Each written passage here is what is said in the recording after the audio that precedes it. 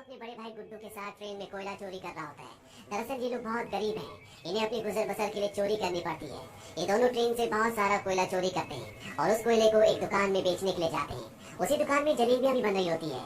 सरू अपने बड़े भाई से कहता है कि मुझे जलेबी खानी है। उसका बड़ा भाई कहता है कि एक दिन मैं तुम्हें जलेबी जरूर खिलाऊंगा। उसके पास इतने पैसे नहीं है कि वो अपने छोटे भाई को जलेबियां खिला सके। सरू कहता है कि एक दिन हम दुकान की सारी जलेबियां खरीद लेंगे। अब कोयले के बदले में थोड़ा सा दूध दिया जाता है और ये दोनों भाई खेलते हुए अपने घर वापस पहुंच जाते हैं, जहाँ पर सरू और गुड्डू की एक छोटी बहन भी है।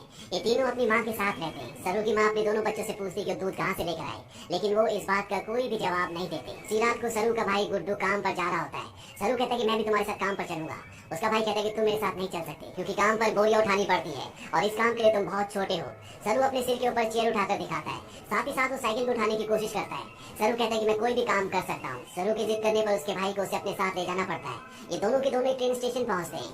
सरू अपने भाई गुड्डू की गोद में ही सो जाता है। उसका भाई उसे उठाने की कोशिश भी करता है पर सरू बहुत छोटा है, उसे बहुत नींद आ रही होती है। वो कहता है कि मुझे सोने दो। सरू का भाई गुड्डू उसे एक बेंच पर लिटा देता है और कहता है कि मैं कल सुबह काम करके वापस लौट जाऊंगा, तुम यहीं पर रहना। जाने से पहले सरू अपने भाई को कहता है कि जब तुम लौटोगे तो जलेबी लेकर आना। वो कहता है कि ठीक है। सरू कहता है 2000 जलेबियां। इसके बाद उसका भाई गुड्डू काम पर चला जाता है। कुछ ही देर बाद जब रात और भी गहरी हो जाती है, स्टेशन पूरी तरह से खाली हो जाता है। पूरे स्टेशन पर सिर्फ एक ही बच्चा होता है और वो होता है सरू। सरू वहीं प्लेटफॉर्म पर खड़ी एक ट्रेन में जाकर बैठ जाता है। कुछ ही देर बाद उसे नींद आ जाती है। सुबह जब उसकी नींद खुलती है तो ट्रेन चल रही होती है। सरू ये देखकर घबरा जाता है और ट्रेन में चारों तरफ भागता है। वो अपने भाई को आवाज भी देता है, साथ ही साथ वो ट्रेन के दरवाजे खोलने की भी कोशिश करता है पर दरवाजे पूरी तरह से लॉक्ड होते हैं। इसीलिए ट्रेन के कई बार रुकने के बाद भी वो ट्रेन से बाहर नहीं निकल पाता। ट्रेन की बोगी पूरी तरह से खाली है। सरू भूखा प्यासा इस ट्रेन में फंस चुका है। कुछ दिन का सफर तय करने के बाद ट्रेन कलकत्ता वेस्ट बंगाल पहुंच जाती है, यानी सरू के घर से 1600 किलोमीटर दूर। सरू मध्य प्रदेश के खांडवा डिस्ट्रिक्ट से है।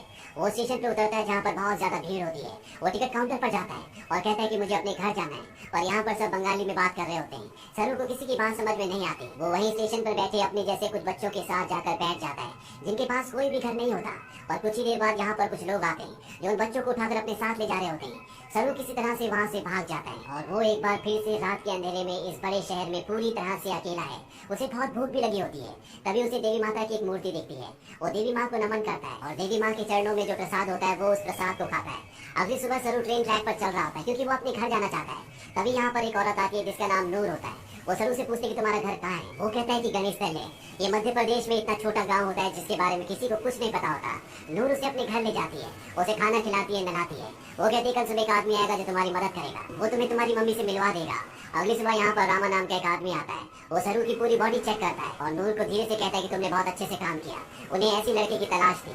सरू को इन दोनों पर शक हो जाता है, इसीलिए मौका देकर इस घर को छोड़कर भाग जाता है। सरू अपने कई दिन हावड़ा ब्रिज के आसपास गुजारता है। उसे हमेशा अपनी मम्मी की याद आती है कि किस तरह से उसकी मम्मी पत्थर तोड़ा करती थी और वो अपनी मम्मी की मदद किया करता था। सरू अपनी मम्मी से बहुत प्यार करता है पर अब वो यहाँ से 1600 किलोमीटर दूर है जिसके बारे में सरू को कुछ भी नहीं पता। सरू को इसी तरह से यहाँ पर 2 महीने बीत जाते हैं और एक सुबह जब बारिश हो रही होती है तो वो एक कैफे के बाहर बैठा होता है। कैफे के अंदर एक लड़का कॉफी पी रहा होता है और बाहर से सरू उसकी नकल उतार रहा होता है। वो लड़का बाहर आता है और सरू को कुछ खाने के लिए देता है। इसके बाद वो सरू को अपने साथ पुलिस स्टेशन ले जाता है। वो बताता है कि इस लड़के को बंगला बोली नहीं आती है, हिंदी में बात करता है। जब मैंने इससे पूछा कि कहाँ से है तो उसने बताया कि गणेश तल्ले से है। इस जगह के बारे में ना लड़के को ना ही पुलिस वाले को कुछ पता होता है क्योंकि ये मध्य प्रदेश में एक बहुत छोटा सा गाँव है। लड़का सरू से उसकी मम्मी का नाम भी पूछता है। सरू कहता है कि मेरी मम्मी का नाम अम्मी है। दरअसल उसे अपनी मम्मी का नाम नहीं पता होता। पुलिस उसके पेरेंट्स को ढूंढने की बहुत कोशिश करती है पर सरू के घर का, उसके गांव का, उसके परिवार का कुछ भी पता नहीं चलता। इसीलिए पुलिस उसे एक अनाथ आश्रम में भेज देती है। सरू 3 महीने वहाँ पर गुजारता है और 3 महीने के बाद सरू से एक लेडी मिलने आती है जिसका नाम मिसेस सूद होता है। वो सरू को बताती है कि पिछले 3 महीनों से हम तुम्हारी अम्मी को, तुम्हारे परिवार को ढूंढने की कोशिश कर रहे हैं पर कुछ भी पता नहीं चला। हमने न्यूज़पेपर में इश्तेहार भी दिया जिस न्यूज़पेपर को हर रोज 1.5 करोड़ लोग पढ़ते हैं पर इसका भी कोई फायदा नहीं हुआ। सरू कहता है कि मेरा घर यहाँ से बहुत दूर है, मैं अपनी अम्मी के पास, गुड्डू के पास जाना चाहता हूँ। मिसेस सूद कहती है कि हमने हर जगह तलाश करने की कोशिश की, अब इंतजार का कोई फायदा नहीं है। एक ऑस्ट्रेलियन कपल है जो तुम्हें अडॉप्ट करना चाहता है। वो बहुत अच्छे लोग हैं, उनके साथ तुम बहुत खुश रहोगे। तुम्हें ऑस्ट्रेलिया जाना होगा।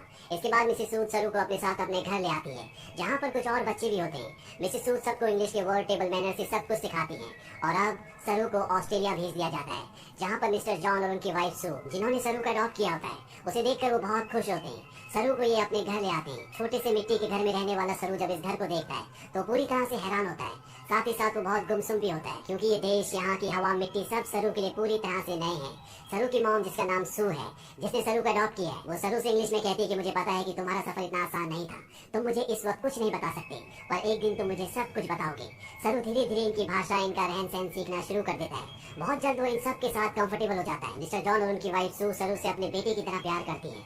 वो उसकी जिंदगी में किसी तरह की कोई कमी नहीं होने देते। एक साल बाद ये एक और बच्चे को अडॉप्ट करते हैं, जो इनके साथ एडजस्ट नहीं हो पाता। वो अपने आप को नुकसान पहुंचाना शुरू कर देता है, पर मिस्टर जॉन और उनकी वाइफ इस बच्चे को कंट्रोल करने की, समझाने की कोशिश करते हैं, क्योंकि वो इसकी मदद करना चाहते हैं। उसी रात को मिसेस सू रो रही होती है। सरू उनके पास जाता है, उनके आंसू पोंछता है और उनके गले से लग जाता है, यानी कि अब उसने पूरी तरह से उन्हें अपनी मॉम मान लिया है। धीरे धीरे वक्त बीतता है और 20 साल बीत जाते हैं। सरू अब बड़ा हो चुका है। मिस्टर जॉन और उनकी वाइफ, जो सरू के मॉम डैड है, उनको सरू पर गर्व होता है। वो होटल मैनेजमेंट की पढ़ाई करने के लिए मेलबॉर्न जा रहा होता है। वो अपने उस भाई से भी मिलता है जिसे मिस्टर और मिसेस जॉन ने सरू के बाद अडॉप्ट किया था, लेकिन ये दोनों एक दूसरे को पसंद नहीं करते। सरू अब होटल मैनेजमेंट की इंट्रोडक्टरी क्लास में पहुंच जाता है, जहाँ पर सब अपने बारे में बताते हैं। सरू कहता है कि वो अपना होटल खोलना चाहता है, साथ ही वो ये भी बताता है कि वो इंडिया में कैलकाटा से है। इसके बाद यहाँ पर जितने भी स्टूडेंट्स होते हैं, वो सब के सब हाउस पार्टी रखते हैं, जहाँ पर सरू भी जाता है। यहाँ बहुत सारे इंडियन स्टूडेंट्स भी होते हैं, इसीलिए यहाँ पर खाने में बहुत सारा इंडियन फूड होता है। और सरू जब वहाँ पर जलेबियाँ देखता है, तो उसे बचपन का वो लम्हा याद आ जाता है, जब उसने अपने भाई गुड्डू से जलेबी खाने के लिए कहा था, और जवाब में उसके भाई गुड्डू ने कहा था कि वो उसे जलेबी जरूर खिलाएगा।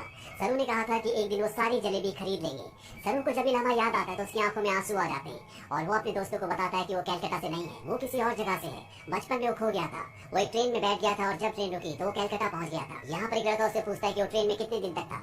सरू कहता है 2-3 दिन तक। वो लड़का उसके गाँव का नाम पूछता है। सरू कहता है गणेश तले, लेकिन सरू को अब ये भी नहीं पता कि वो अपने गाँव का नाम अच्छे से प्रोनाउंस कर पा रहा है कि नहीं, क्योंकि उसे हिंदी बोलनी नहीं आती। वो अब सिर्फ इंग्लिश बोल सकता है।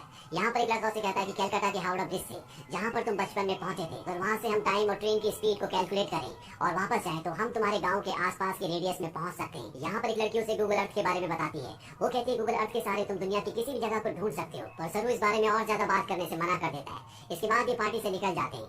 सरू के साथ एक लड़की भी होती है जिसका नाम लूसी होता है। ये दोनों एक दूसरे की तरफ अट्रैक्टेड होते हैं, इसीलिए रात को ये दोनों एक दूसरे के फिजिकली बहुत क्लोज हो जाते हैं।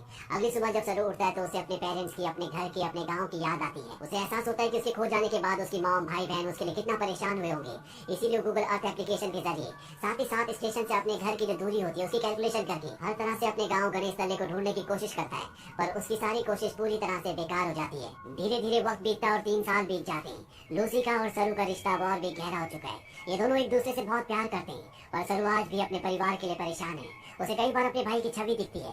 उसे एहसास होता है कि उसका भाई उसे कह रहा है कि उसे घर चले जाना चाहिए। सरू अपने परिवार की यादों में, उन्हें ढूंढने में इतना खोया होता है कि धीरे धीरे वो लूसी से अलग हो जाता है। वो लूसी से कहता है कि तुम मुझसे बेहतर इंसान डिजर्व करती हो। लूसी और सरू अलग हो जाते हैं।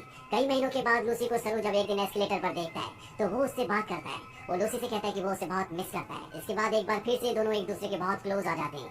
लूसी सरू से कहती है कि तुम्हें अपनी मॉम के पास जाना चाहिए, उन्हें तुम्हारी जरूरत है। सरू अपनी मॉम के पास जाता है, जिनकी तबीयत खराब होती है। सरू को आज तक ये लगता था कि उसकी मॉम ने उसे इसलिए अडॉप्ट किया क्योंकि वो कभी माँ नहीं बन सकती, पर सरू को बताती है कि मैं माँ बन सकती थी, पर मैंने और तुम्हारे डैड जॉन ने डिसाइड किया था कि हम 2 बच्चों को अडॉप्ट करेंगे, क्योंकि इस दुनिया में बहुत सारे ऐसे बच्चे हैं जिन्हें माँ बाप की, परिवार की जरूरत है। वो सरू को अपने बचपन का एक एक्सपीरियंस भी बताती है। वो कहती है कि मेरे डैड बहुत ज्यादा अल्कोहल पीते थे, वो एक अच्छे इंसान नहीं थे, मैं हमेशा डरी डरी रहती थी, और एक दिन जब मैं अपने घर के पीछे गई तो मैं चाहती थी कि धरती मुझे निगल ले। तभी मुझे खेत की दूसरी तरफ एक बच्चा दिखा जिसकी ब्राउन स्किन थी, और अगले पल वो बच्चा मेरी साइड में खड़ा था। उस पर मुझे एहसास हो गया कि अब मेरी जिंदगी में सब कुछ ठीक होगा, फिर तुम और तुम्हारा भाई मेरी जिंदगी में आए, लेकिन अब तुम मुझसे बात नहीं करते, मुझे तुम्हारी जरूरत है। सरू को यहाँ पे एहसास होता है कि उसे अपनी मॉम का साथ देना चाहिए, और साथ ही वो अपनी बायोलॉजिकल मदर को भी ढूंढना चाहता है, अपने भाई को ढूंढना चाहता है। इसीलिए एक बार फिर से वो गूगल अर्थ पर अपने गाँव को ढूंढने की कोशिश करता है, और जब वो इंडिया के अलग अलग हिस्सों को जूम करके देखता है, तो उसे वो जगह दिख जाती है जहाँ पर उसकी मॉम पत्थर तोड़ा करती थी। इसके बाद वो धीरे धीरे आसपास के पूरे एरिया को सर्च करता है, और उसे अपना गाँव, जिसका नाम गणेश तलाई है, वो मिल जाता है। उसे पता चल जाता है कि उसका गाँव मध्य प्रदेश के खांडवा डिस्ट्रिक्ट में है। इस बात से बहुत खुश होता है। वो ये बात लूसी को और अपनी मॉम को भी बताता है। उसकी मॉम भी उसके लिए बहुत खुश होती है, क्योंकि उसकी मॉम और उसके डैड चाहते हैं कि वो इंडिया जाकर अपने परिवार से मिले। सरू अब भारत आ जाता है, और वो उस जगह पहुंच जाता है जहां पर उसने अपना बचपन बिताया था। वो धीरे धीरे बचपन की यादों से आगे बढ़ता हुआ उस घर तक पहुंच जाता है, जहां पर बचपन में वो अपनी मॉम, अपने भाई और अपनी बहन के साथ रहा करता था। पर अब इस घर में कोई भी नहीं रहता। वो आस पड़ोस से पूछने की कोशिश भी करता है, और उसकी भाषा किसी को भी समझ नहीं आती, और ना ही अब वो हिंदी समझ सकता है। तभी वहाँ पर एक आदमी आता है जिसे इंग्लिश आती है। सरू उससे अपने भाई का और अपनी बहन का नाम बताता है। उसे पूछता है कि जो परिवार पहले इस घर में रहता था अब वो कहाँ चला गया, पर वो आदमी उसकी बात का जवाब नहीं देता, वहाँ से चला जाता है। पर कुछ ही पलों के बाद वो लौट कर आता है और सरू को इशारा करता है। सरू जब उस तरफ जाता है तो वो देखता है कि सामने से एक बूढ़ी औरत आ रही होती है, और ये औरत और कोई नहीं बल्कि वो होती है जिसकी गोद में सरू ने अपना बचपन बिताया था। ये उसकी बायोलॉजिकल मॉम होती है। वो उनके गले लगकर बहुत रोता है। सरू की मॉम आज तक इस गाँव को छोड़कर इसीलिए नहीं गई थी क्योंकि उसे यकीन था कि एक दिन उसका बेटा लौट कर जरूर आएगा। सरू की बहन भी यहाँ पर होती है। वो अपनी बहन को अपने गले से लगा लेता है, पर सरू अपने भाई से मिल नहीं पाता। उसे पता चलता है कि जिस रात वो अपने भाई के साथ काम पर गया था, पर सरू को नींद आ रही थी, इसीलिए उसके भाई ने उसे बेंच पर सुला दिया था। और जब उसका भाई जा रहा था तो सरू ने अपने भाई से कहा था कि सुबह जलेबी लेकर आना। उसी रात को उसके भाई गुड्डू की एक ट्रेन दुर्घटना में मृत्यु हो गई थी। यानी कि एक माँ ने एक ही रात में अपने दोनों बेटों को खो दिया था। पर उसकी उम्मीद, ईश्वर पर उसकी आस्था थी, जो इतने सालों तक वो अपने छोटे बेटे सरू का इंतजार करती रही। और आज 25 सालों के बाद उसका बेटा वापस लौट आया। सरू इसके बाद ऑस्ट्रेलिया में अपने मॉम और डैड को कॉल करता है। वो उन्हें बताता है कि मुझे मेरा परिवार मिल गया, पर इससे कुछ भी नहीं बदलता। आज भी आप मेरे लिए वही हो जो पहले थे। आप मेरे मॉम डैड हो। इसके बाद सरू उन सभी जगहों पर जाता है जहाँ पर वो अपने भाई के साथ खेला करता था, और इन जगहों पर जाकर उसे अपने बचपन की याद आ जाती है जब वो इन्हीं रास्तों पर अपने भाई के साथ चला करता था। सरू को यहाँ पर एक और बात पता चलती है कि उसका नाम सरू नहीं बल्कि शेरू है, जिसका मतलब होता है लायन। अंत में हमें कुछ रियल फुटेज दिखाई जाती है जिसमें सरू के माँ बाप जिन्होंने उसे अडॉप्ट किया था वो इंडिया आते हैं। इंडिया में सरू की जो असली बायोलॉजिकल मॉम होती है वो उन्हें अपने गले से लगा लेती है। तो ये थी सच्ची कहानी सरू की। ऑफिशियल रिपोर्ट्स के मुताबिक पता चलता है कि भारत से हर साल 80,000 बच्चे गायब होते हैं, लेकिन उसमें से 1% भी बच्चे ऐसे नहीं है जिनकी किस्मत सरू की तरह हो। इसीलिए इस पूरी कहानी, इस पूरी फिल्म के जो हीरो है वो और कोई नहीं बल्कि मिस्टर जॉन और उनकी वाइफ सू है, जो अपने बच्चे पैदा कर सकते थे, पर उन्होंने फैसला किया कि वो अपने बच्चे पैदा ना करके उन बच्चों को अडॉप्ट करेंगे जिनके पास घर नहीं है, ताकि उन्हें एक अच्छा घर मिल सके। अगर इस दुनिया में हर एक इंसान की सोच इसी तरह से हो जाए तो ये दुनिया स्वर्ग बन जाए।